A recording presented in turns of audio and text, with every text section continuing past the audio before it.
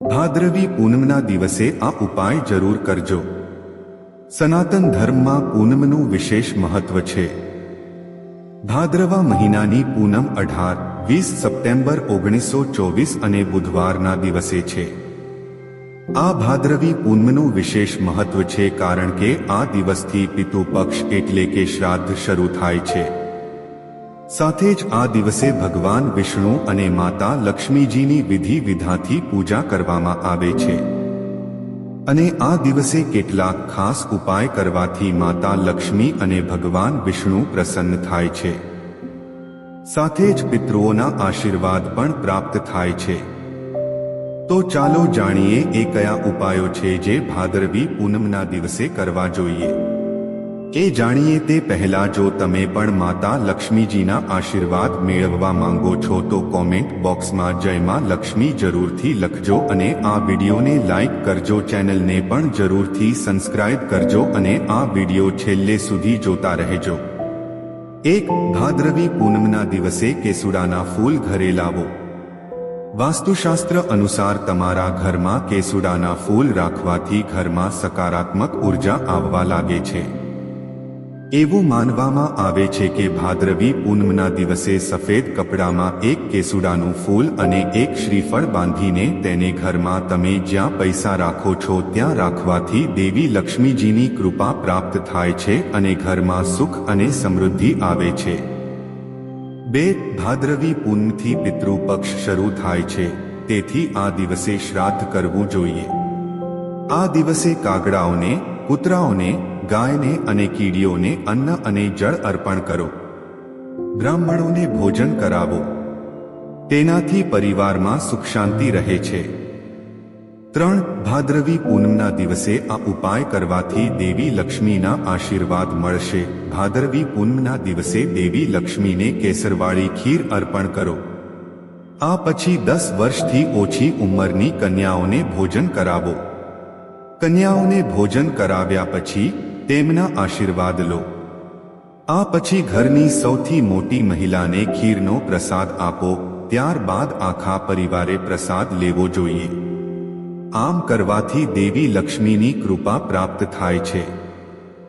4. ઘરની પરેશાનીઓમાંથી મળશે રાહત. જો તમારા ઘરમાં કોઈ કારણ વગર ઝઘડાની સ્થિતિ રહે છે તો ભાદરવી પૂનમના દિવસે કરવામાં આવેલ ઉપાય તમારા માટે ઉપયોગી સાબિત થઈ શકે છે. આ માટે પૂનમના બાદ આખા પરિવારે પ્રસાદ લેવો જોઈએ. આમ કરવાથી દેવી લક્ષ્મીની કૃપા પ્રાપ્ત થાય છે. 4. ઘરની પરેશાનીઓમાંથી મળશે રાહત. જો તમારા ઘરમાં કોઈ કારણ વગર ઝઘડાની સ્થિતિ રહે છે તો ભાદરવી પૂનમના દિવસે કરવામાં આવેલ ઉપાય તમારા માટે ઉપયોગી સાબિત થઈ શકે છે. આ માટે પૂનમના દિવસે વિધિ પ્રમાણે ભગવાન વિષ્ણુની પૂજા કરો અને તેમને સફેદ ચંદનનું તિલક લગાવો. આમ કરવાથી ઘરમાં સુખ શાંતિ રહે છે. 5. ભાદરવી પૂનમ પર આ ઉપાય કરવાથી સુખ સમૃદ્ધિ આવશે. શાસ્ત્રોમાં કહેવાયું છે કે પૂનમ તિથિનો સંબંધ માતા લક્ષ્મી સાથે છે અને પીપળાના ઝાડ પર પૂનમના દિવસે જ દિવસે વિધિ પ્રમાણે ભગવાન વિષ્ણુની પૂજા કરો અને તેમને સફેદ ચંદનનું તિલક લગાવો. આમ કરવાથી ઘરમાં સુખ શાંતિ રહે છે. 5. ભાદરવી પૂનમ પર આ ઉપાય કરવાથી સુખ સમૃદ્ધિ આવશે. શાસ્ત્રોમાં કહેવાયું છે કે પૂનમ તિથિનો સંબંધ માતા લક્ષ્મી સાથે છે અને પીપળાના ઝાડ પર પૂનમના દિવસે જ માતા લક્ષ્મીનું આગમન થાય છે. તેથી આ શુભ દિવસે પીપળાના મૂળને પાણીમાં દૂધ ભેળવીને જળ ચઢાવો અને ત્યારબાદ ધૂપ, દીવો અને ફૂલ ચઢાવો. આ પછી દેવી લક્ષ્મીનું ધ્યાન કરતા પીપળાના ઝાડની પરિક્રમા કરો. આમ કરવાથી દેવી લક્ષ્મીની કૃપા પ્રાપ્ત થાય છે અને સુખ સમૃદ્ધિની સંયોગ બને છે. 6. ભાદરવી પૂનમના દિવસે દક્ષિણા તરીકે દૂધ, દહીં, ચોખા અને ઘીનું દાન કરવાનું મહત્વ વધી જાય છે. સાંજે નદીમાં દીવાનું દાન જરૂર કરો. આવું કરવાથી જીવનમાં ખુશીઓ આવે છે. 7. ધનની સમસ્યા દૂર થશે. ભાદરવી પૂનમના દિવસે દેવી લક્ષ્મીજીની કૃપા મેળવવા માટે તમે આ ઉપાય કરી શકો છો. આ માટે દેવી લક્ષ્મીજીની પૂજા દરમિયાન તેમને લાલ રંગના જાસૂદ ફૂલ અર્પણ કરો. આ સાથે કંકધારા સ્તોત્રનો પણ પાઠ કરો, જેના કારણે સાધક અને તેના પરિવાર પર દેવી લક્ષ્મીની કૃપા બની રહે છે અને સાધકને આર્થિક તંગીનો સામનો કરવો પડતો નથી. 8. પૂનમના દિવસે આ ઉપાયથી તમને તમારા પૂર્વજોના આશીર્વાદ મળશે. જ્યોતિષ શાસ્ત્ર અનુસાર ભાદરવી પૂનમના દિવસે અગસ્ત્ય મુનિનું ધ્યાન કરવું જોઈએ, તેમજ 3 નજીકની નદી અથવા તળાવમાં જઈને સ્નાન કરવું જોઈએ અને પછી સૂર્ય અને અગસ્ત્ય મુનિને 5 આંગળીઓનું જળ અર્પણ કરવું જોઈએ. પિતૃપક્ષ પૂનમના દિવસે અગસ્ત્ય મુનિના તર્પણ પછી શરૂ થાય છે, તેથી અગસ્ત્ય મુનિનું ધ્યાન પ્રથમ કરવામાં આવે છે. આમ કરવાથી પૂર્વજોના આશીર્વાદ પ્રાપ્ત થાય છે અને સકારાત્મક ઉર્જાનો સંચાર થાય છે. 9. ભાદરવી પૂનમની સાંજે તુલસીના છોડ પાસે બેસીને ઘીનો દીવો પ્રગટાવો અને અહીં બેસીને શ્રી સૂક્તનો પાઠ કરો અને પછી બેસીને શ્રી સૂક્તનો પાઠ કરો અને પછી ભગવાન સત્યનારાયણની કથા કરો. તેનાથી ઘરમાં ધનની દેવી માતા લક્ષ્મીનો વાસ રહે છે. 10. પૂનમના દિવસે આ ઉપાય કરવાથી દેવી લક્ષ્મીની કૃપા તમારા ઉપર બની રહેશે. ભાદરવી પૂનમના દિવસે આ મંત્રનો 108 વાર જાપ કરો. જો તમે 108 વાર જાપ કરી શકતા નથી તો ઓછામાં ઓછા 21 વાર મંત્રનો જાપ કરો અને પછી લક્ષ્મી સ્તોત્રનો પાઠ કરો. આમ કરવાથી માતા લક્ષ્મીની કૃપાની સાથે પિતૃદોષથી પણ મુક્તિ મળશે. તેની સાથે જીવનમાં પ્રગતિનો માર્ગ મળશે અને પરિવારના તમામ સભ્યોની પ્રગતિ થશે. 11. ભાદરવી પૂનમમાં ઉપાય કરવાથી પ્રગતિ થશે.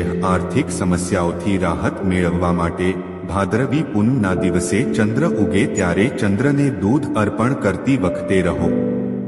આમ કરવાથી નોકરી ધંધામાં પ્રગતિ થાય છે અને પૈસા સંબંધિત સમસ્યાઓમાંથી રાહત મળે છે. આ રીતે જો પતિ પત્ની મળીને અર્ધ્ય આપે તો તેમનું જીવન અખંડ રહે છે. 12. સૂર્ય પૂજાથી પિતૃઓ તૃપ્ત થશે. ભાદરવી પૂનમના દિવસે સૂર્યોદય પહેલા જાગીને સ્નાન કર્યા પછી સૂર્ય પૂજા કરવાનું વિધાન છે. આ પર્વમાં પાણીમાં તલ મિક્સ કરીને ઉગતા સૂર્યને અર્પણ કરો. તે પછી સૂર્યદેવને પ્રાર્થના કરવી જોઈએ કે આ જળ આપણા પિતૃઓ સુધી પહોંચે. આવું કરવાથી પિતૃઓ સંતુષ્ટ થાય છે. ભાદ્રવા મહિનાની પૂનમના દિવસે સૂર્ય પૂજા કરવાથી સ્વાસ્થ્યને લગતી પરેશાનીઓ દૂર થાય છે અને ઉંમર પણ વધે છે.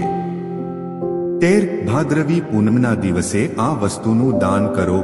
આ વર્ષે ભાદરવા મહિનાની પૂનમ ખૂબ જ શુભ માનવામાં આવે છે.